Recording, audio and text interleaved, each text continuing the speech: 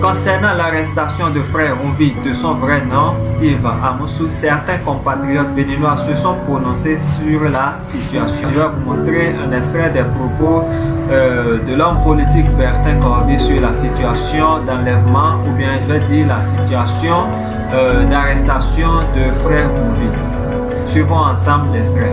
Maintenant, chacun va comprendre que l'État est trop fort.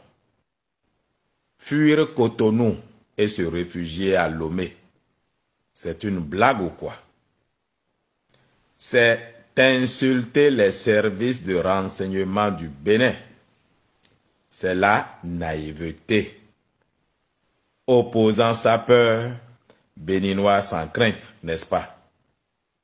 C'est un enfant que j'ai vu dans la photo. Dommage pour lui.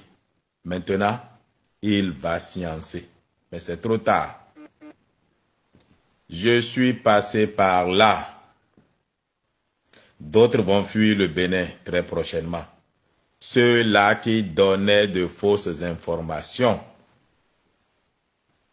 Je sais qu'il ne sera ni frappé ni maltraité. Je demande à la République d'avoir pitié de lui.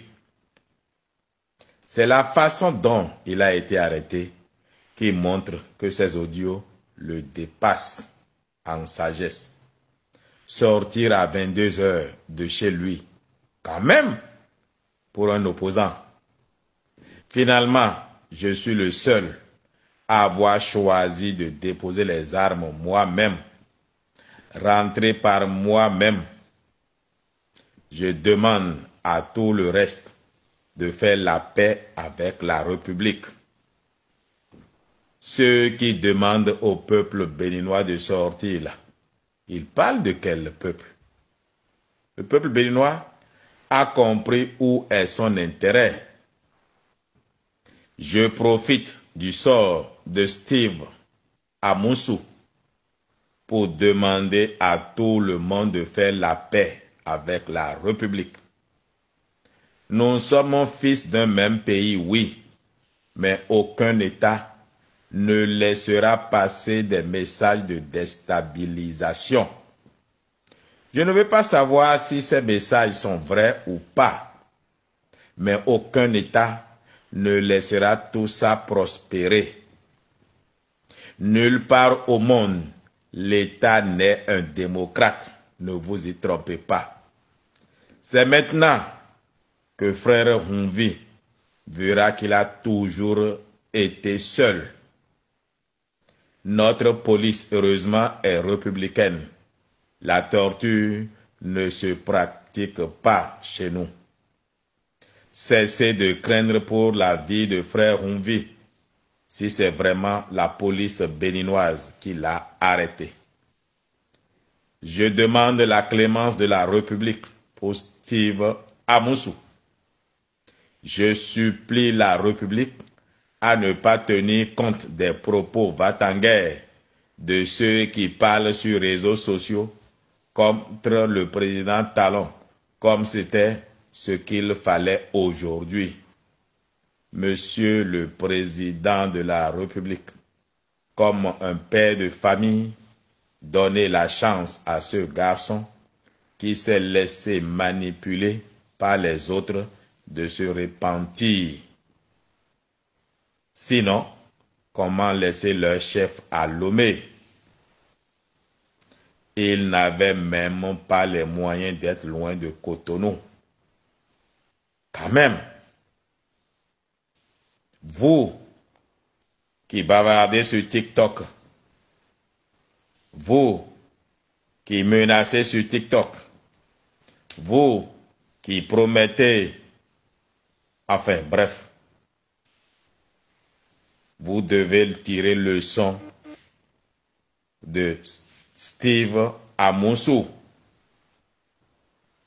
Vous croyez souvent que Internet vous protège. Non. Il y a trop de moyens aujourd'hui pour localiser et identifier votre IP pour vous démasquer. Bon, j'avoue que il y a une chose qui va quand même me manquer, même si j'aimais plus écouter les chroniques de Frère Rumvi, j'aimais toujours écouter ses chansons. À vous,